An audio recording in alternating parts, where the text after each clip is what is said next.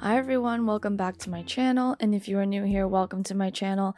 My name's Marina. I am a certified lash tech based in Toronto, Canada, and I like making lashing videos. And before we get into any of my videos, I do just want to put a disclaimer that everything I'm sharing with you guys are techniques and methods that have worked for me and that have kind of helped me.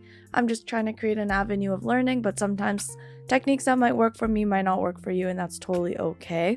I just want to put it out there that I want everyone to continue learning from different sources and that everybody kind of uses different techniques in different ways. So take everything I say with a grain of salt. So a lot of the times I try to give tips and tricks, whether that's like retention, clients, tools, supplies, and sometimes I like to talk about styling in particular, and this is what this video is going to be focused on. I am going to be talking a lot about how I created this set.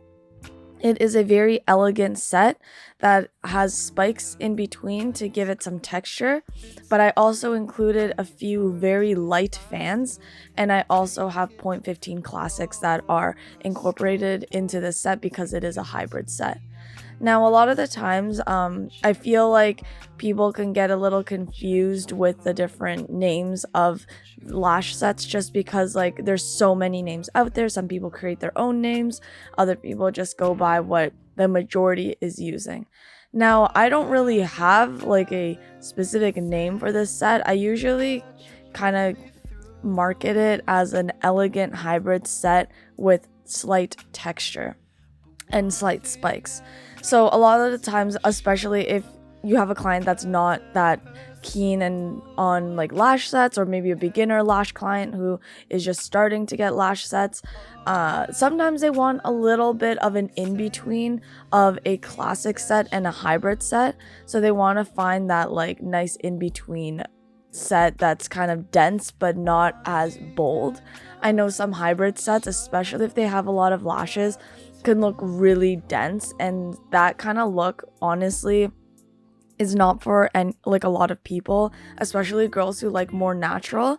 And so this is kind of how I tried to go about my wet sets before, but this isn't quite a wet set because it still has a fluffiness to it, which I personally really like.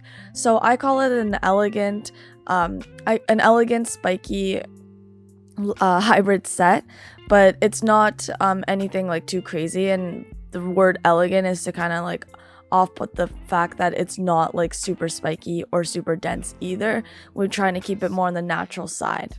So this client, she really wanted to get hybrid because she likes the retention of a hybrid, but she really likes the look of classics because they emulate that wet look. Now, I told her about the wet look and she doesn't mind it, but she likes the airy, fluffy look as well, and was just wondering if there was anything that was in between. And so I kind of showed her some images of other sets I've done that are particularly similar to this one. And basically how I went about this set was to keep my fans fairly light.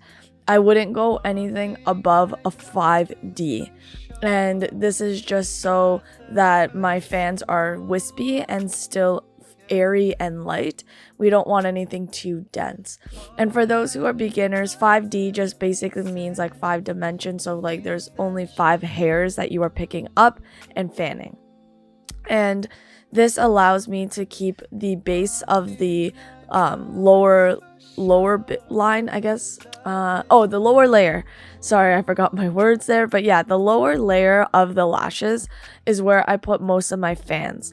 This way, it acts like a shelf for my spikes and kind of gives that nice lifted spiky look without having the spikes drooping down into the eye. If you kind of put spikes down on that like lower layer, you will notice that sometimes they can droop and fall, or all the spikes might not look leveled, and then it creates a very messy look, which I tried to avoid, like I said before.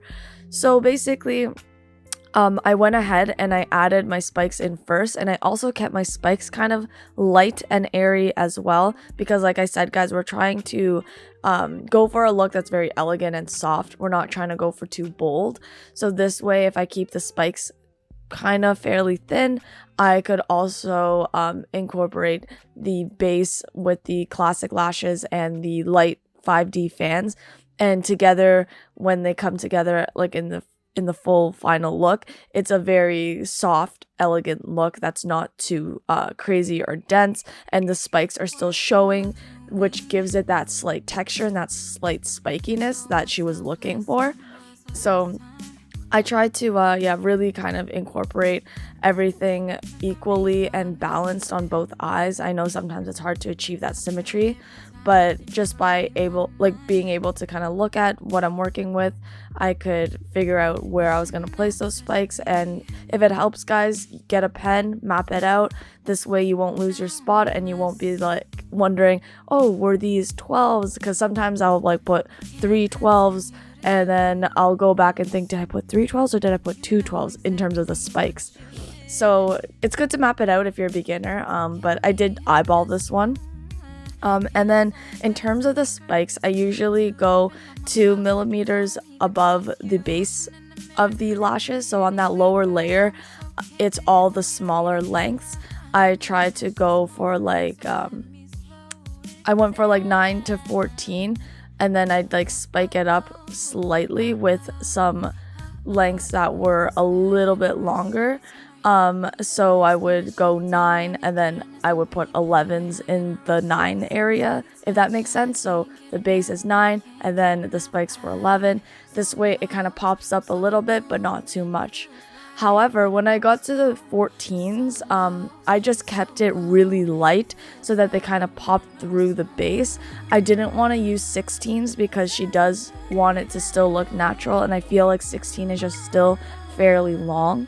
So what I did was that when I was going to the outer corners, I made sure that the fans were even smaller, maybe just like a 3D or 4D, and I would add more classic lashes so that the spikes are still showing through, but they're not too crazy. And so this way, like, you aren't going too long, because at the end of the day, if your client is looking for something natural, if you use something like a 16, it's gonna be really, really, really prominent and maybe a little too dramatic. What you can also do as well is just go down and keep the lengths really short from the beginning. So instead of doing the inner corners at 9, maybe you could start at 7 and then use 9 spikes. But there's so many ways that you can style it, but this is just how I went about this particular set, because I know she didn't want to go above 14, but she still likes kind of that length from 9 to 14. So I incorporated texture and tried to keep it really light and airy. I think the main takeaway from this video is to always try to keep the spikes on the top layer. This way they don't droop down. I found that when I started to incorporate that particular method within these types of spiky sets, or any sets using spikes, the look just comes out a lot more put together, because it's all on that same layer and it looks really equal when you're looking at it from underneath, or when she opens her eyes, you can really see there's that cleanliness there. And then in terms of the classic lashes and where to apply, one rule of thumb I like to kind of stick to, which allow me to have that nice directional placement, is to make sure that you surround the spikes with fans and then add the classic lashes in between each spike. And so what I mean by this is that, let's say I put down a spike. If there's like an underneath lash, like a layer below the spike, I always try to put a fan underneath it, like I said before, that kind of lifts up that spike. But not only do I do that, I also put 2 fans on either side of the spike as well. And this way it kind of acts like a little pocket for that lash to go into, and so that you have this more organized look. So if you think about it, it's the spike and then a fan below, a fan next to the right, and a fan next to the left, and it kind of holds it in place. I always like to think of it kind of like cheerleading. When you have a base and people lift up the flyer into the air, you have the person that's below them and then the 2 people on the other side holding that person up. So that's kind of the way I look at it. It's just holding that spike in place, and it's really helped me get like that, achieve that clean look that I'm going for. So that's something that has helped me. And then after the fan that is next to that spike, I'll go fan and then classic fan, and then again once I have the other spike, we go fan next to it, fan below it, and then fan to the other side, and then we go spike, fan, or sorry, classic lash, fan, classic lash, fan, giving that nice airy hybrid look that we are still trying to achieve, as well as giving that nice cleanly directional placement that everybody tries to achieve when it comes to these types of sets. So I hope that this was helpful in any way if you're trying to maybe achieve a certain look, maybe you're trying new looks out. I know that, you know, there's so many trends that have been arising lately in the lash community, so I'm constantly trying to experiment and try different methods and try different looks, and I'm still practicing myself, guys.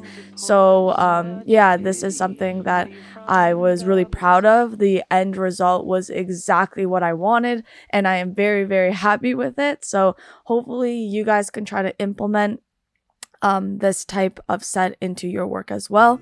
In terms of mapping, just think of it as a cat eye that is starting from 9, increasing to 14 each base. So if you're starting at 9, each spike is going to be 2 millimeters larger than that base, and you can map it out as however you want to go because everybody's eye is different. And another little tip that you could try to put in there is that when you get to the outer corner, you can sometimes skip a length. So what I go is I do 9, 10, 11, 12, I skip 13, and then I go to 14 to get that nice cat eye flick and just kind of map the eye out in that kind of way. So if you guys have questions about the mapping though, please leave a comment and I will try to write it out for you guys so that maybe visually it's a little bit easier to follow. So yeah, thanks guys for watching, and I appreciate everybody tuning in. I really love you guys for always watching my videos and supporting and liking. If you have any questions, comments, leave a comment down below, or even if you had tips for me, leave a comment down below. Thanks guys, and I post every Sunday around 6:15, and I will see you next week. Give this video a thumbs up, and thank you again, and I'll see you next week. Bye guys.